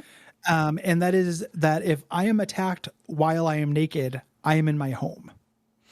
And that automatically adds a layer of fear to it. Okay. If I'm attacked by somebody naked, I could be anywhere. Okay. And I could call for help, or I could run, or nobody has like violated my sanctum. Yes. So it's more the context that surrounds it that makes that answer for me. Mm-hmm. It's not the fact that I'm nude. It's more that I'm being attacked and where. Yeah, the broader context around it. I think that the Being attacked by somebody who is naked presents a strong initial shock. Like, I think that you would lose initiative on that no matter where it happens. Yeah. But ultimately, I think that once you get your bearings, it is much easier, although if somebody's naked, there's not that much to grab onto. If somebody's wearing a shirt. Yeah. You grab their balls and you fucking squeeze and you win the fight. Like you rip. Like you bite into those things with your teeth and try to put a hole in them because it's life or death and you want to win. You open them up like a fruit roll up. Like, okay. All right. It actually makes it easier. Yeah. Like in a life or death situation, like if anyone were actually to attack me trying to kill me, I would do unmentionable things to their balls and not stop until they couldn't move anymore. Yeah. Because they gotta go. Yeah. Like, if someone wasn't wearing pants, you know what they don't have access to? The most winning strategy, pocket sand. Yeah, pocket sand or, pocket gun. Or putting your hand in your pockets, whistling and walking away. Yeah. All viable strategies. Or pulling out the inside of your pockets and making a sad face. Keeping a little fly in there so you have that fun visual gag of like, I got no money. Yeah, and they'd be like, oh, I'm sorry. Go ahead and beat me up. Oh, man. Cinder Elf asks, Gary, you probably already decided upon this, but can you please have Cole on as a guest when and if you cover Moon Knight and Days of Future Cast? I've not decided that, but sure. Yeah, I'd be happy to. If you end up watching it, I don't know if you have Disney Plus. I do. If you end up watching it, me and Jeremy typically do just like a half hour, like do a one-off on the Marvel shows. Yeah. And if you watch it, no reason why not. No, it's the only Marvel thing I intend to watch of the currently announced slate because of Moorhead and Benson. So sign me up. Yeah, why not? Yep. Yeah. Easy enough. As long as the scheduling works out, and I can be flexible. Oh, yeah. Yeah. And finally, in the lightning round here, we have King of Sushi, who says, in light of Godspeed You, Black Emperor, their debut album, All Lights Fucked on the Harry Amp Drooling, being found and subsequently put up on the band's official Bandcamp page, what currently lost media do you hope will surface someday, reasonably or otherwise? That is a great question, and it's a question that I sadly have no answer because it happened. Yep. There was a lost Bowie album called Toy that came out that I really wanted to hear, and it came out, and it's mostly real weird. Like, it's not bad or anything, but I understand why they shelved it. Yeah. So yeah, that was the one I had in my mind as far as like a lost album goes. And then 10 years ago, if you'd asked me that, or 10 or 15 years ago, it would have been the Frank Black solo album, Sunny Mill Valley Groove Day, which also came out. And he did something I consider really baller, which is they recorded an album and he was like, oh, this isn't really like a cohesive album. So instead of putting it out, he just burned it onto a bunch of CDs and handed it out to people who hung out after his shows. Oh, huh. Can you imagine how cool that would feel? Oh, extremely cool. Like, here's a studio album that nobody else has. Like, it's like the one of the most like great, just like absolutely cool things I think a musician can do. Yeah, just like, like, don't feel comfortable releasing this, but you would still enjoy this. This would make your day. Distribute it as you see fit. Enjoy. Yeah, we don't care. Yeah, like I don't really care about this. Yeah. So there are two answers for that, but they already came out. I don't know of any other lost media really that I can think of. Yeah, unless I'm forgetting something. Especially that I really care about. Like if I was I don't know, like the Godspeed their demo that got put out probably would have been up there. Just as far as like the really famous things that haven't come out notably or been released or thought were lost. I could say something like, I don't know, Tears of a Clown. I don't really care. I'm not going to watch that fucking movie. I don't care about Jerry Lewis being a clown in the Holocaust. That sounds awful. No. Yeah, it sounds wretched. And there's also like a lot of this stuff, like, again, 30 years ago, the answers to this would be different because it would be all things that didn't come to America. Yep. But now because of fan translations, like I can play Rocket Slime 2 if I want to. I got a flash cart to play Retro Game Challenge 2. Yeah. I can get a hold of games because of fan community stuff. I have played Sweet Home multiple times now, and it owns, and that is thanks to the efforts of unpaid volunteers who did it because of their enthusiasm. And there's also things that never were finished. So like eventually it leaked, like Van Buren came out. Mm-hmm. Like the amount of Van Buren that was done, you can play. But that was never finished. Like, you know, so I could say that, but it's not lost because they just cannibalized it for New Vegas. Yeah. You know, the completed version of that would be my answer. Mm-hmm. You know, but again, it's not really a thing. Doesn't exist. Yeah. But it is interesting. Like I think it's very interesting. The idea of a lost media. Yeah. Like lost albums or lost games or things like that, I think are really cool. Agreed. Yeah. Let's move on to the topic. Let's do. Douglas asked about Game of the Year discourse. What are your thoughts on Game of the Year discussions that roil the internet every year? This is influenced by your recent coverage of Returnal and Bomb Fireside Chat. Are there any particular media outlets, channels, people you listen to more than others? And I'm guessing this is the case. Do you ignore the discussion entirely? In previous years, have there been standouts that you remember? Has it ever helped you decide to try a game out? I've never really liked any Supergiant games before, so I ignored Hades when it came out, but decided to give it a try when it got Game of the Year buzz. Same situation as Returnal. I would not have even tried it had it not received the end of year buzz that it did. Really happy I played them both too, but personally those are the only two where the discourse has made any difference. This could be expanded into the realm of video game critique in general. What do you listen to or read or engage with in this realm? Yeah, so Game of the Year discourse specifically, but also those, or Game of the Year discourse generally, but also those specifics being put on there. I do not have really any use for like a publication coming out and saying, this right here is our Game of the Year. This is the best thing that came out, and we agree on this, and it is going to be here. I think that is useless. Mm-hmm. And I think that is selecting for things that I don't generally prioritize. Could be fine games, you know, good stuff to play, you know, things like that. But I am just not a fan of ranked lists in general when it comes to talking about media.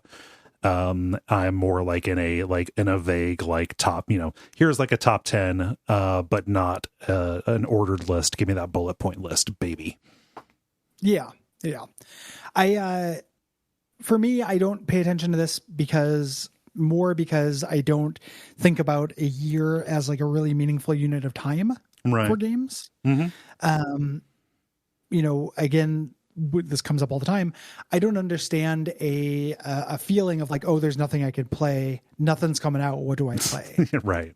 Like that to me feels very myopic. Like you're only playing the big things that come out.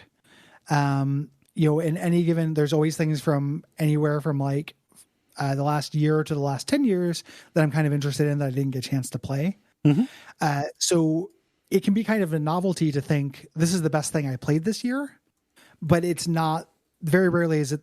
What I consider the best thing that came out that year. Mm-hmm. You know, and that to me isn't a really meaningful distinction because I don't really truck with years as that. Yeah. And also, I mean, this is pretty obvious. I feel like we've said this quite a bit. But you know, the best thing that I have played in a given year is almost never a game that came out during that year. Yeah. You know, because it takes a while to get around to stuff, or we didn't get around to it for a show. And that's how I play the vast majority of the things that I play. Right. Yeah. Yep. Same. You know, and things that would be my favorite thing of that year or the year they came out. Like a lot of times I didn't play them until way later. Mm-hmm. In terms of like consuming, you know, in a general sense for Game of the Year stuff, like I'm with you where I just want a bullet pointed list. Yeah. And I will glance it mostly to look and kind of just have a general idea. Yeah. Of what the buzz is, but it's not very influential to me. No. You know, and a lot of times when I have played the thing, it will seem nuts. Like the idea that Hades was the best game that came out that year is nuts to me. Mm-hmm. And I liked Hades. Yes. I thought it was a good game. It lacked ambition. Yeah. You know, it felt very standard. It was all right. Mm-hmm. Pretty good game. But it wasn't, I thought that was really overblown. Yeah. You know, as a thing. So a lot of times, not only is it a thing where I don't want the long flowery thing, I just want a list of the things. list of the games, it doesn't have very much effect on me. I tend not to really agree with it when I have played them. Same thing with Returnal. Like Returnal wouldn't be my game of the year, obviously. Right. And then like something like Grime, which might be my game of last year, didn't end up on anybody's list. No, I was actually pissed off. Like that was one of the few cases where I was looking at these lists, seeing if that squeaked on, and I was like, are you like, how did this fall into a blind spot? Yeah. Nobody played it. Yeah. Very bizarre. In terms of games criticism in general, like outside of Game of the Year discourse, do you have things that you look for or people who you follow? Like, is that something that you get, or is that something that you have unplugged from? I am not as plugged into it as I used to be. There are a handful of people that I just kind of follow on Twitter, and see when stuff comes out from them, or if it bubbles up as people talk about it. But like that ends up being, a lot of the stuff that you could pretty much discern anyway. Usually like how I find out about the rarest thing, or, how I find out about like the weird things is just by following, either like those discount, like the game deals kind of things. And just watching what comes by and seeing what's interesting, or that Steam alerts, the 6-second Steam trailer account. Yeah. I mean, 99.9% of that is garbage. But sometimes there's like real cool stuff there, What's interesting is that this is something I also used to do that. Yeah. I read One Up really religiously when it was still a website. That was my gaming website of choice. And gaming podcasts of choice. Yes. And listen to those podcasts and learn about things from that. And then now, though, and this might be just being a content creator, it's more community space stuff, both in terms of the Slack and Twitter. So I learn about games now because I see them on my timeline. Or I see people talking about them in the Slack. Yes. It's very rare that I go to a website. Like I still read Will's game reviews, which I think are really good at the AV Club. But every time I actually go to an IGN or a Polygon or a Kotaku, a lot of times I'm just annoyed.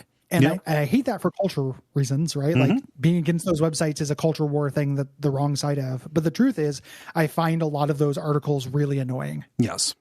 They're not destroying gaming. They're not dishonoring me as a gamer. None of that stuff. That alarmist shit. I just think that they're annoyingly written things. And so I used to, and I kind of fell out of love with the idea of keeping up with that kind of that specific flavor of critical consensus. Yeah, no, that specific flavor is pretty weird. Like I will read so like Polygon does the 50 best games of a given year.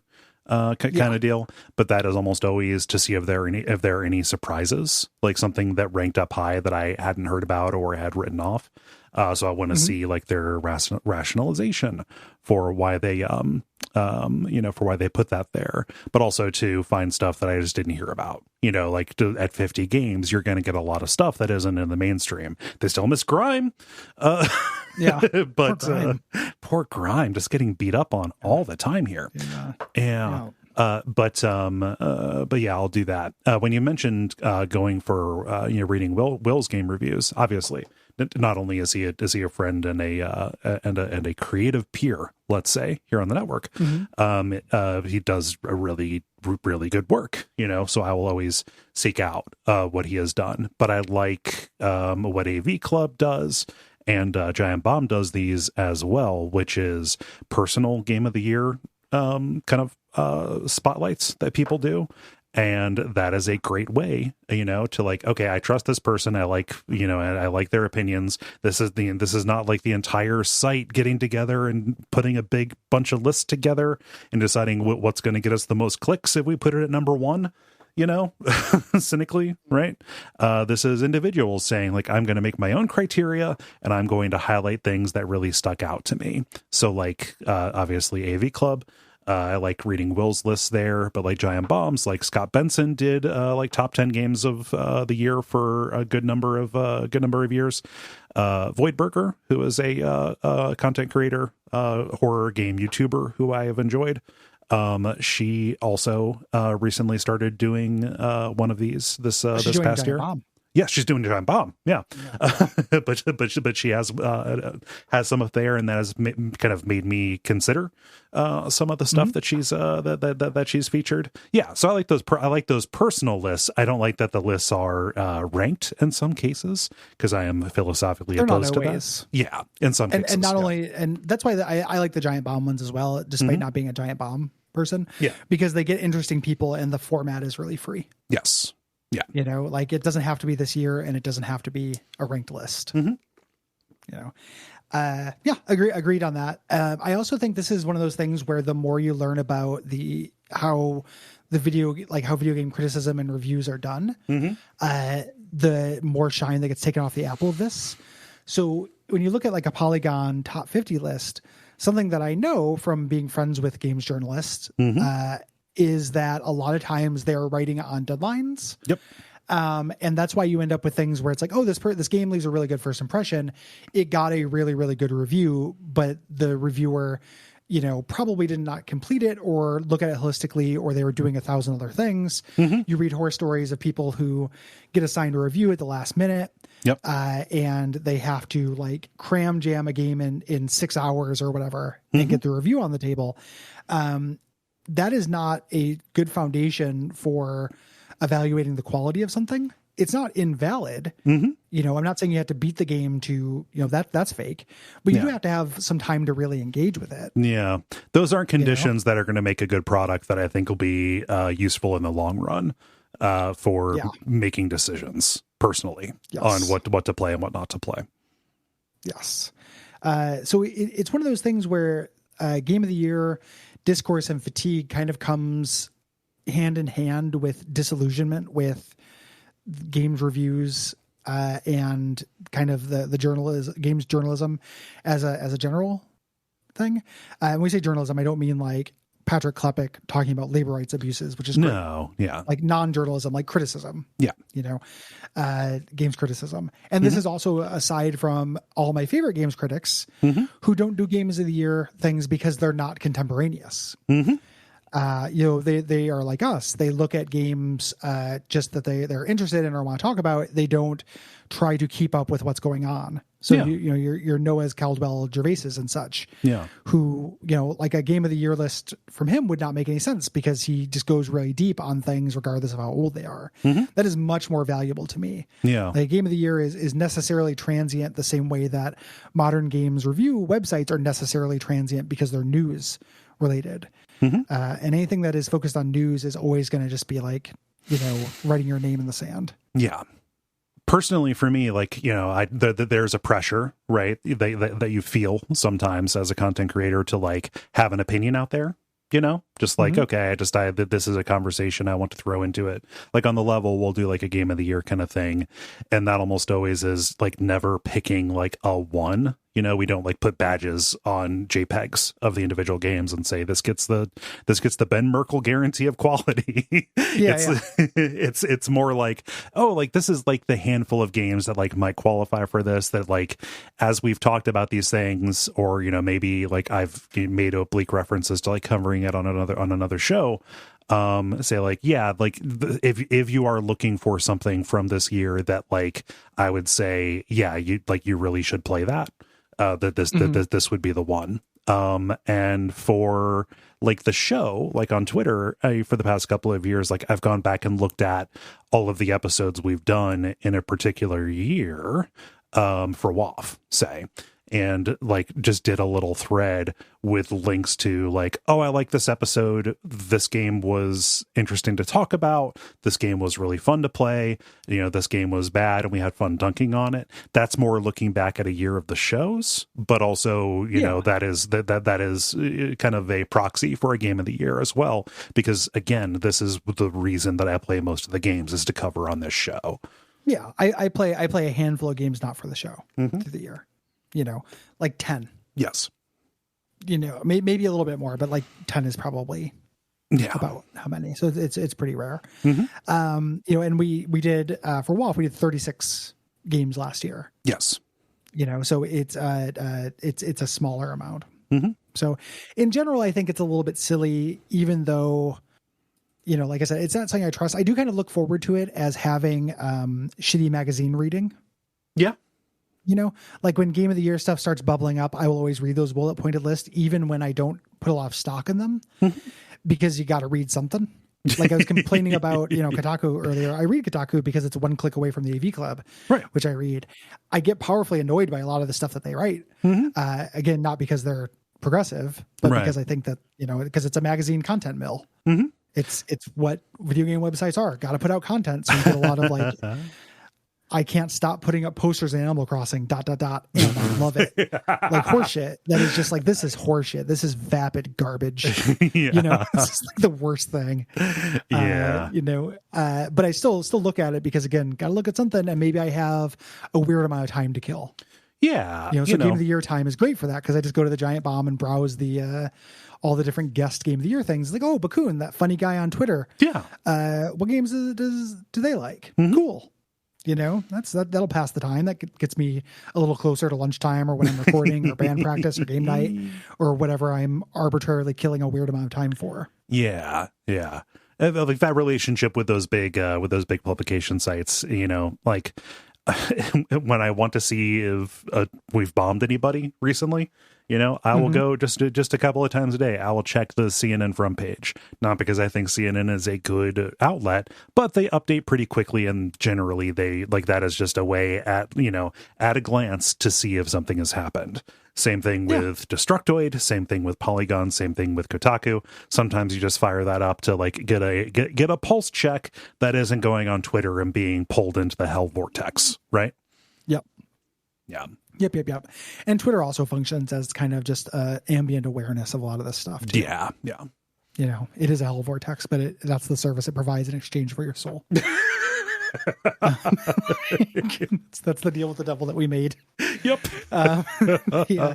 So hopefully that answers why. And nobody's ever asked this, but I've read into this implying the question like why we don't do it, because most big gaming things do it. Do a Game of the Year. And I've thought about it before as like an easy episode for the holidays. But yeah. It's just not a, we do that kind of stuff with specific Dark Souls things sometimes. Yes. Like bosses and lands and things like that. But and we went through all the old stuff we had done. Yeah. But actually doing a Game of the Year is something we're not equipped to because we don't play enough games. Yeah. And I think that's good and fine. See the aforementioned, we played 36 games, then accounted for the majority of what we played in the past year, which like weirdly sounds like a low number, but like that's a game almost every week. It's 3 a month. Yeah. It's pretty good. And that's on top of anything we played just for ourselves. Yes. Yeah. It might be fun to try, but it definitely wouldn't be like a current games list kind of deal. No. Wouldn't be traditional in any sense. But thank you, Douglas, for the topic suggestion, and thank you everybody for asking questions. For next month, if you end up having any questions, keep an eye on that Patreon post. Patrons can ask us questions and suggest topics. We have a big pile of topics we're behind on, so we'll do a roundup of those at some point when the schedule ends up making sense. We're clearing space for Elden Ring right now, so no guarantee as to when that'll happen, but please don't be hurt if your topic has not been chosen. We will get to just about everything. Let us read your responses to February's games. Let's do it right now, starting with responses to Professor Layton and the Curious Village. William writes via contact saying, I played the original Layton trilogy when they came out, and I appreciated the excuse to revisit. I love a good puzzle, and these games always have a nice variety, even if that means I'm bound to run into some really frustrating ones. The good news is that now that I have a stable internet connection, I can look up the answers if I want to. My favorite part of the series as a whole, though, might just be how totally bizarre the stories get. Without a doubt, the solutions to the mystery are an order of magnitude more bizarre than the premise. And it takes a man who had his car custom made to fit his ridiculous hat to solve them. And after playing the game for a bit, I found myself listening to the soundtrack while I worked and just generally enjoying the overall aesthetic of the games. Yeah, agreed. Like they go down easy and they're fun. It's fun to complete a puzzle book. Yeah. And the plots are fun. I started up Like the Diabolical Box on iPad shortly after that episode came out, and just been gnawing at the edges of it. It's neat. Yeah, it's that's the other one I played. I've only played the first two, and liked it. Yeah, like I kind of have those in the big retirement pile of like whenever I'm in the mood for a kid's book of Junior Jumbles, there it is, and I can watch kind of a charming and incredibly goofy story along with it. Yeah. Yeah. I also really do like the difference of having a stable internet connection and being able to cheat, because that's good. I love Getting it. past something that is annoying is good. Agreed. Andrew says via contact, I liked most of the latent puzzles other than the ones that required spatial reasoning and geometry, my kryptonite and Achilles heel, respectively. The art was great and the story was unexpected, at least. Tintin meets Nier Automata. One thing WoF has made me appreciate, though, is that a game is mainly about what you spend most of your time doing. And by that standard, Professor Layton is a game about tapping every single pixel on every screen to try to find coins, charms, random puzzles. I don't think I would have enjoyed it too much on its own as a thing, but as a thing you do while you rewatch a sitcom in the background, not bad. Agreed. Yeah, I also think that Professor Layton has a few too many tasky things. Mm-hmm. And I would include in that just random tapping, all of the backtracking Yeah. you have to do and wandering around as being pretty non-additive. Yeah. Like it's fine. It's just a task to put some space between the puzzles. It's a spacer element in like web design, you know, and that has pretty limited value. Yeah. Yeah. I wish there was a mode like similar to the no talking speedrun mode in Axiom Verge. Oh yeah. There was just here's all the puzzles mode in Layton. Can you imagine? That'd be great. I would play all of them. Like I want to know the plots, but I just want to watch a cutscene thing online. I don't want to walk around and deal with the pacing and everything. Yeah. Like give me like a short little motion comic summary, like in between like batches of them, but like, yes. Yeah. So Big I can see the batchet stuffs, but so I don't have to go through the, tedium of interacting with it. Walking. Yeah. The tedium of walking. It's real, man. Yeah, no, I get it. It's just the tedium of walking is powerful. I like Andrew's last point about like it being a perfect thing to play while watching a sitcom in the background. It's always nice to acknowledge that different games have different purposes, you know? Yeah. Or can serve different purposes. It's and it is very good at that. Yeah. For sure. Yep. Let's see. We'll pick up here, moving on to Warhammer Dark Omen. Matt writes, I have neither played nor ever heard of Warhammer Dark Omen. Good start. However, I wanted to share a sweet story that happened recently. I was visiting my mom around Christmas time, and she told me she found something while cleaning the basement. She brings out this big plastic briefcase that had my old Warhammer minis in them from when I was like 12 or so. It was a nice trip down memory lane looking at my 20-year-old handiwork. A few weeks later, the place I live announced another COVID shutdown. I was trying to figure out something to do to help keep me occupied, and I found there was a games workshop not that far from where I live. I picked up a few new minis, assembled and painted them, and now they sit on my desk. It's fun to have a little creative hobby and end up with some little guys I get to play with during boring work meetings. It's always good to have little guys. Dude, I cannot stress how much I love having little guys around. Like, I've got a little Gengar. I've got a little Germ Warfare from Night in the Woods. Oh my gosh. Yep. Yeah. Got a bunch of little guys. Levi painted me a really good Beholder once for Christmas. I got a little guy there. Yeah, it's good shit. I love having a bunch of little guys around. just a little guy going around. Yeah, just little guys. It's unbelievable. Like, it's just one of the greatest blessings on this planet. I have long thought, I went to a gaming store. Me and my girlfriend went and visited this dying mall near my house because we wanted to find a photo booth because we were romantic. And I went into a gaming store, Gambit's gaming store, that is not officially licensed, but seems very much Gambit the Mutant themed. It sells like magic cards and Warhammer and then like plushes from Japan. Okay. And we're looking around there and I was like, man, if I ever have a house or have access to like steady living and have a basement, I bet you I get into minis. Probably. I was like eyeballing these things and I was like, that's fucking rad. Look at this necromancer's fortress that comes with Warhammer. Like this is the coolest, like a little guy, but a little place for them to live. Oh man. Can you imagine? I mean, a little guy, a little place to graduate to little places. Yes. Shit. Yes. And then eventually little worlds, little universes. And then you can just never leave. Yeah. I welcome to Marwin, motherfucker.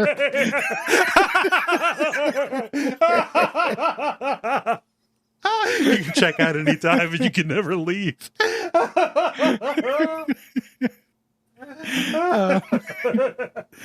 But yeah, I was way into that. And whenever Levi pulls out the minis for game night, it's just like the cool, like clap like I just saw Gene Parmesan. Like, it's like, yes, look at this little guy. Ah, man, so I don't know. I don't have time for a new hobby, but like that does sound really appealing. I have no interest in like making an army or whatever, but like finding a cool wizard and panning him so it looks cool. I mean, there's an appeal to that for sure. You know, kind of like how I put together that plastic Mega Man model, the Mega Man X model. Like, oh, that was fun. That was a neat way to spend a couple of nights. You know, maybe this will be a neat way to spend a couple of nights. Yeah, everybody, all I dream about is retiring like the couple from Beetlejuice. No. Like, he's just got that scale model of the town, and that's his little hobby. I don't know what they do for a living. I don't know who they are. I think he owns the hardware store, actually, but it doesn't matter what they do. They just have this huge, beautiful house, and it doesn't stop when they die. If I were them, I would have just vibed and worked on my model and hung out for eternity and had like absolutely beautiful, loving sex with Gina Davis. I mean, like, what more could you ask for? No, just absolutely. Abe says via contact, I've got to say this is the best I could have hoped for the episode to turn out. The gamers, this is Abe who sponsored the episode, by the way. The game was released at the same time my friends and I were getting into the Warhammer tabletop game and obsessed with all things Warhammer. I chose to sponsor this game because I have such strong, fond memories of it that I can't separate those positive feelings from any attempt to look at the gameplay critically. I knew you guys would give it an objective analysis, and I considered it a bonus they enjoyed the very metal, very skeletal content. I completely understand your frustrations with having to restart battles, but as a middle schooler in 1998, I had unlimited free time to replay levels as often as I needed, so it never bothered me.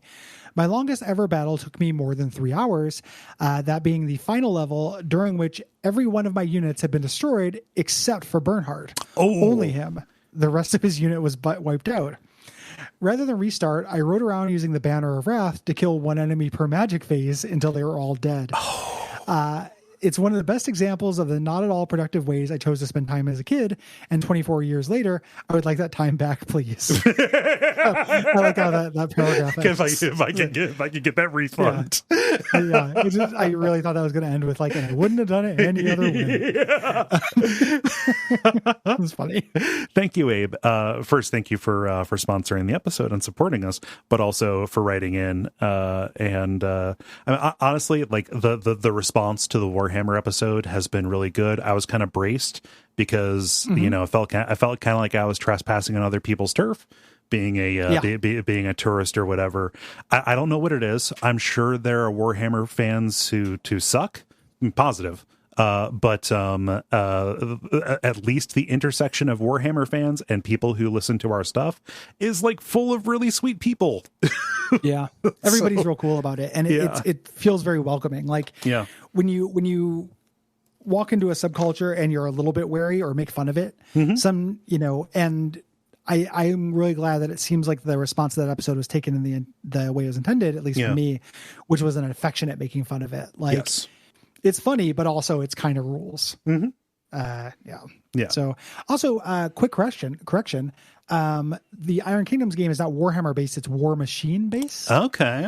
War Machine is different. As I think Matt Mox on the Slack corrected me. So thank you for that. He's Iron Man's friend. Yeah, exactly. Very different though. Nice. And rounding out the Warhammer responses with Trond, who says via contact, I loved hearing your episode on Warhammer Dark Omen and glad that you liked the goofy and weird tone of the world. Some parts of the Warhammer world is very self-serious, but there is a lot of ridiculous things to find. A lot of the games are fun, and I hope you play Dawn of War, the squad-based 40k RTS. That was the title I was looking for. Dawn of War is the one that was kind of like Company of Heroes. But more than anything else, I recommend recommend you read The Enemy Within series of adventures for Warhammer Fantasy Roleplay. This series of 9 adventures / source books are some of the best written tabletop RPG adventures I have ever run. They are filled with gripping details, exciting NPCs, tons of flavor, and a great mix of serious world building, Lovecraftian horror, and silly goofs. It's a great adventure, but also a great read.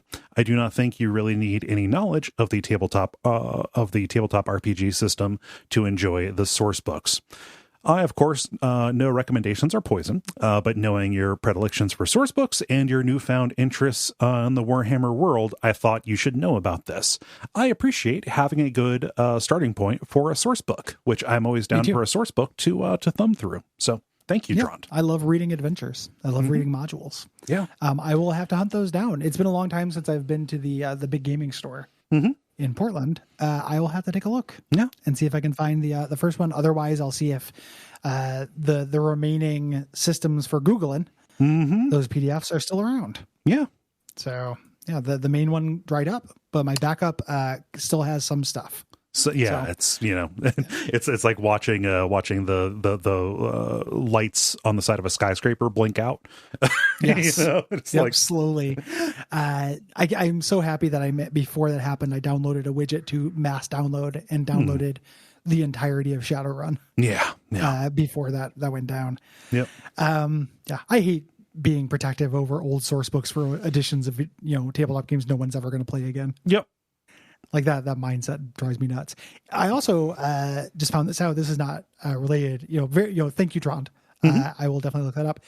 If you have a spare $400,000, okay, you can buy the original painted artwork of the Shadowrun logo.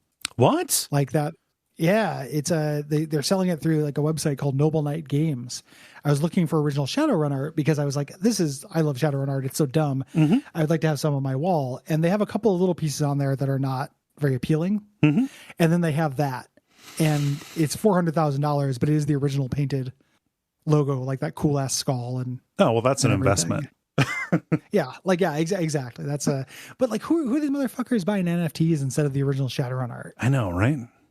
If I were a crypto bro, no, like I would jump off a bridge, but if I was still me somehow, if I quantum leaped into a crypto bro, I would try to sell all my stuff and not be able to, and then jump off a bridge. But in all the right circumstances, maybe I would buy the Shadowrun art. Yeah. You can't launder money with the Shadowrun art. So yeah, I guess that's true. It's not a grift. But you could sell it. You don't have to wait for enough other marks to join the market to sell it, to cash out. So pretty rad. Yeah. Nice. Love tabletop shit. It's good. Yeah. And no one wrote in about State of Decay, which is very surprising to me. Shame on you. Yeah, I thought more people had played that game. Yep. More people have now. Have gotten a lot of people saying like, oh yeah, like I wrote this off, or I meant to play this, but other stuff came out. Like, I'm really curious. Do it. So, if we get another light month and more of those come in later on, I may throw one or two onto the end of a later dispatch. But as it stands right now, no dice, and you should all be ashamed. But I will take this as an opportunity to say that weekend nights, I am currently streaming State of Decay 2, and it owns over at twitch.tv/Duckfeed.tv. Yeah. Let us say, first of all, what we're doing in March. Yeah. And then announce what we are doing in April. Let's do. So, March, we are going to be playing first Inscription. Next, Ultimate NES Remix. That is the kind of best of version that was released for the 3DS. It's great. It's going to be a weird episode. I beat it. It's really fun. It is going to be the most generality stacked thing we've ever done. Yep. Because otherwise it is just talking about old NES games. Yeah. Part of the reason why I picked that as a vanity pick was because I wanted a structural challenge. Yeah. Yeah. It's cool. Yeah. And it's kind of a nice little climax to like our NES spring. Yeah. We've been doing a lot of NES stuff lately, which is great. This is a good roundup. Agreed. Yeah. The third game that month is King's Bounty, specifically the version for the Genesis. The Genesis. The generous Genesis. Yeah. No, that game rules. It's super interesting and feels ahead of its time in a lot of ways. Yeah. So I'm excited for you to get into that and play that, Gary. Yeah, I'm starting today. And then finally, we're doing Until Dawn as our premium episode. Very excited to talk about that. I have, played that very recently. I'm going to probably just refresh my memory because I played it real recently. Yeah. But I did play Man of Medan Ooh. with my girlfriend, and it is not as good, but Right. it's still fun. Yeah. Like, boy, that game ends out of nowhere. Yeah. It's like, bro, that's the end? Shit. Yeah. And there's something to recommend the other two as well. I think that the other two, in a lot of ways are better while still having their own kind of problems. Yeah. The next one looks really cool. The trailer for the next one, I was like, oh, we're going to play that. But I think that the next thing we're going to play is The Wolf Within. Oh yeah. Nice. Doing these kind of a story-based couch games. Yeah. April, the first thing we're doing, this is sponsored by Randall. We're doing The Shrouded Isle. Yes. I have not played it. I'm very excited. It looks great. The aesthetics are incredible. Has kind of that one bit aesthetic that Return of the Obra Dinn had. This is a horror themed management sim where you are running a council on an island that is ruled by cults who worship old ones. So it's like a Lovecraftian kind of deal. So you are like making choices about like who to promote from which house on different parts of the island to different posts, like deciding like how punishing you want to be versus how how much you want to allow repentance, like how much you want to let knowledge proliferate, things like that. Making a bunch of choices. It's like a more complex version of Reigns, but with absolutely stellar theming. Shrouded Isle rules. Yeah. Yep. I'm really looking forward to playing it. Randall, who sponsored this episode, has a comic coming out. We'll talk about that more when we talk about the episode. But it sounds really cool. Yes. So, after that, we're bringing back topics, baby. It's not just the Jim Storm Dancer is not the only one who can talk about topics. We didn't officially retire these. We just did not have ideas for them for a while, but we came up with one. Yeah. So the special topics that we are doing, topics episode we are doing in April is going to be about Chuck E. Cheese. And by extension, I think we're going to throw in the Rockfire explosion, that whole deal. Pizza. Showbiz Pizza. Yeah. There was a documentary that came out recently. I'm sure there are books. We're just going to do like a history and talk about our experiences with them. Yeah, it's not so different than Fun Centers, which we talked about, but I don't know about you, but I am feeling hard up for that kind of nostalgia of like being in a place. Yep. And Chuck E. Cheese has an incredible history. Nolan Bushnell, the psychopath coke addict villain, who created them. It's interesting stuff. So, we're rounding out that month with a vanity pick from Gary, which is Deathloop. Arcane. I want to play it. It's Arcane. It's Event Crawler. I want an excuse to play it.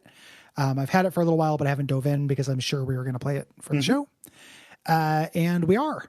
So our premium is Deathloop. So it'll be Deathloop is our premium episode for April. Premium episode for March is Until Dawn. The way those work is everybody on the public feed will hear the generalities, which is usually roughly an hour, maybe a little bit more. And then the kind of beat by beat summary stuff responding to the events of the game. All of those sections are going to be available to our patrons, people at the $5 and up level. And you don't get just that episode. You get access to all of the previous ones, an absurd number of them at this point. Yeah. If you are considering sponsoring an episode, you can do so at patreon.com/Duckfeed.tv. Got plenty of slots left for the year. We got some stuff already kind of put in, but we do have quite a bit. We do left. So feel free, and we'll fill those in if not, but if you're interested in doing it, I like to let everyone know the turnaround time because people are interested in that. Right now we have stuff in May. We have a May slot and we have stuff in June as well. So if you end up sponsoring an episode, it could be a pretty quick turnaround. The getting's good. The getting is indeed good. And that's basically it. Think so. Appreciate you listening and taking care of us. Thank you so much. Thank you for writing in. Hope you enjoyed this. You know all the stuff you can do to help us out. Subscribe, ratings and reviews, patreon.com/Duckfeed.tv. But most of all, coming back. Just continue hanging out and being cool. Yeah, you are the best. Mm-hmm. Take care, stay safe, and we'll see you next week. Umbasa. Umbasa.